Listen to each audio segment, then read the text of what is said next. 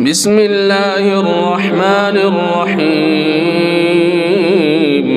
शुरू अल्लाह के नाम से जो बड़ा मेहरबान निहायत रहम वाला है।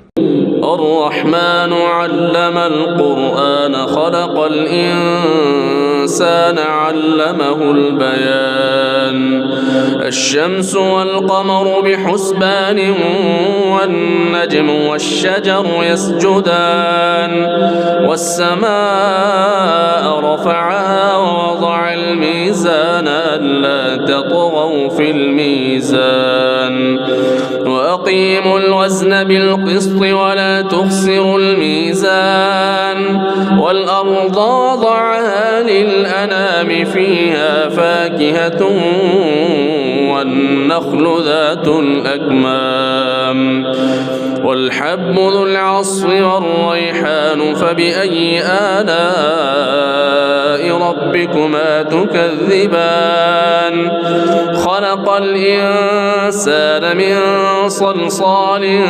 كالفخار وخلق الجان من مارج من نار فبأي آلاء ربكما تكذبان। खुदा जो निहायत मेहरबान, उसी ने कुरान की तालीम फरमाई, उसी ने इंसान को पैदा किया, उसी ने उसको बोलना सिखाया।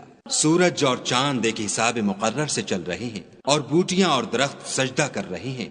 और उसी ने आसमान को बुलंद किया और तराजू कायम की कि तराजू से तोलने में हद से तजावुज न करो और इंसाफ के साथ ठीक तोलो और तोल कम मत करो। और उसी ने खलकत के लिए जमीन बिछाई, इसमें मेवे और खजूर के दरख्त हैं जिनके खोशों पर गिलाफ होते हैं और अनाज जिसके साथ भुस होता है और खुशबूदार फूल। तो ए गिरोहे जिन्नो इंस, तुम अपने परवरदिगार की कौन कौन सी नेमत को झुटलाओगे। उसी ने इंसान को ठीकरे की तरह खनखनाती मिट्टी से बनाया और जिन्नात को आग के शोले से पैदा किया, तो तुम अपने परवरदिगार की कौन कौन सी नेमत को झुटलाओगे। रब्बुल मशरिक़ैन व रब्बुल मग़रिबैन फबिअय्यि आलाइ रब्बिकुमा तुकज़्ज़िबान मरजल बहरैन यल्तक़ियान बैनहुमा बरज़ख़ुन ला यबग़ियान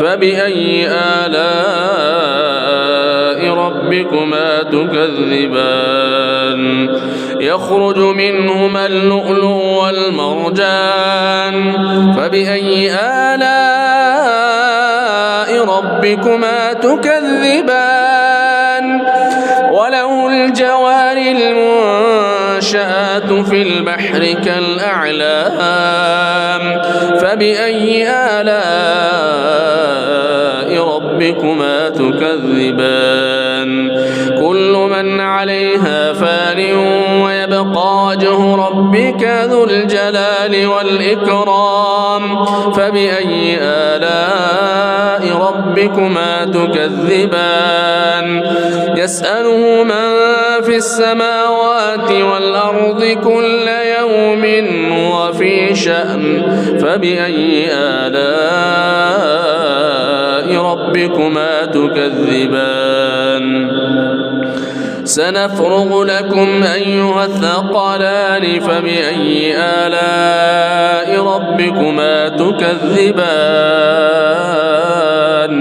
يا معشر الجن والإنس إن استطعتم أن تنفذوا من أقطار السماوات والأرض فانفذوا لا تنفذون إلا بسلطان فبأي آلاء ربكما تكذبان يرسل عليكما شواظ من نار ونحاس فلا تنتصران فبأي آلاء ربكما تكذبان فإذا انشقت السماء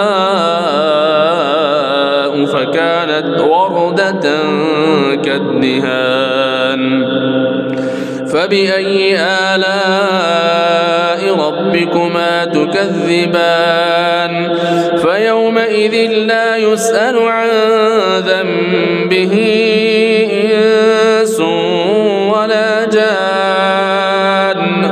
فبأي آلاء ربكما تكذبان يعرف المجرمون بسيماهم فيؤخذ بالنواصي والأقدام فبأي آلاء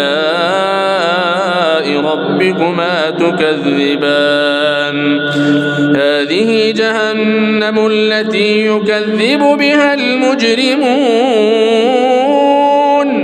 يطوفون بينها وبين حميم آن فبأي آلاء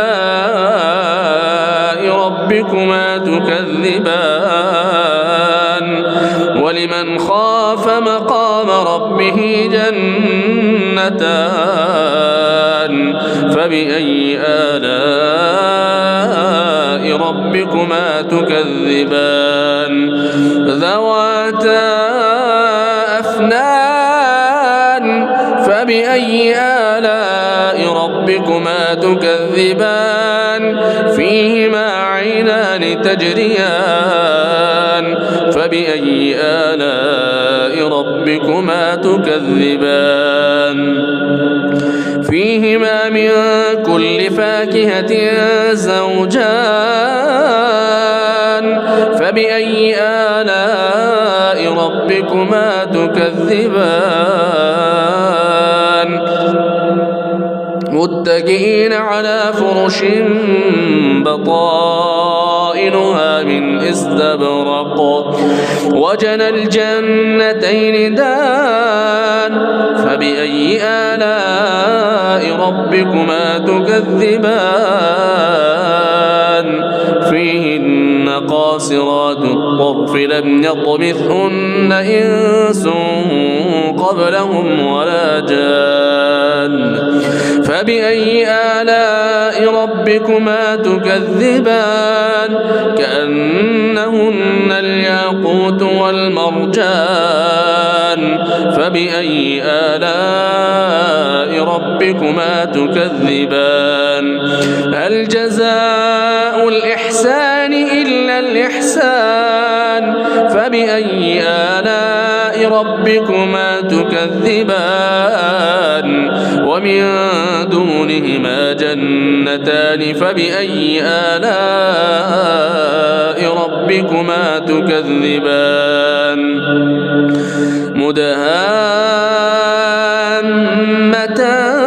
مدهامتان فبأي آلاء ربكما تكذبان فيهما عينان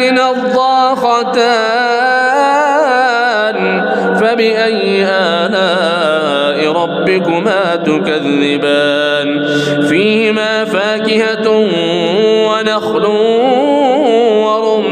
ورمان فبأي آلاء ربكما تكذبان فيهن خيرات حسان فبأي آلاء ربكما تكذبان حور مقصورات في الخيام فبأي آلاء ربكما تكذبان لم يطمثهن إنس قبلهم ولا جان فبأي آلاء ربكما تكذبان متكئين على رفرف خضر وعبقري حسان فبأي آلاء ربكما تكذبان تبارك اسم ربك ذي الجلال والإكرام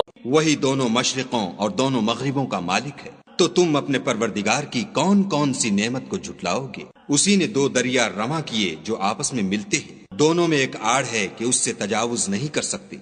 तो तुम अपने परवरदिगार की कौन कौन सी नेमत को झुटलाओगे? दोनों दरियाओं से मोती और मूंगे निकलते हैं। तो तुम अपने परवरदिगार की कौन कौन सी नेमत को झुटलाओगे? और जहाज भी उसी के हैं जो दरिया में पहाड़ों की तरह ऊंचे खड़े होते हैं। तो तुम अपने परवरदिगार की कौन कौन सी नेमत को झुटलाओगे? جو مخلوق زمین پر ہے سب کو فنا ہونا ہے، اور تمہارے پروردگار ہی کی ذات بابرکت جو صاحب جلال و عظمت ہے باقی رہے گی، تو تم اپنے پروردگار کی کون کون سی نعمت کو جھٹلاؤ گے؟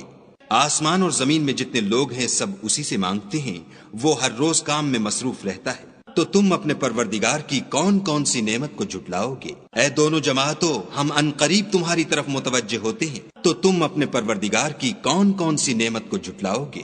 اے گروہ جن و انس، اگر تمہیں قدرت ہو کہ آسمان اور زمین کے کناروں سے نکل جاؤ تو نکل جاؤ، اور زور کے سوا تو تم نکل سکنے ہی کے نہیں، تو تم اپنے پروردگار کی کون کون سی نعمت کو جھٹلاؤ گے؟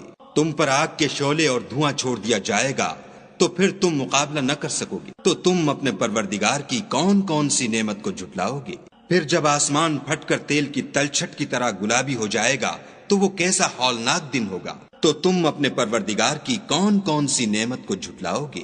اس روز نہ تو کسی انسان سے اس کے گناہوں کے بارے میں پرسش کی جائے گی اور نہ کسی جن سے، تو تم اپنے پروردگار کی کون کون سی نعمت کو جھٹلاؤ گے؟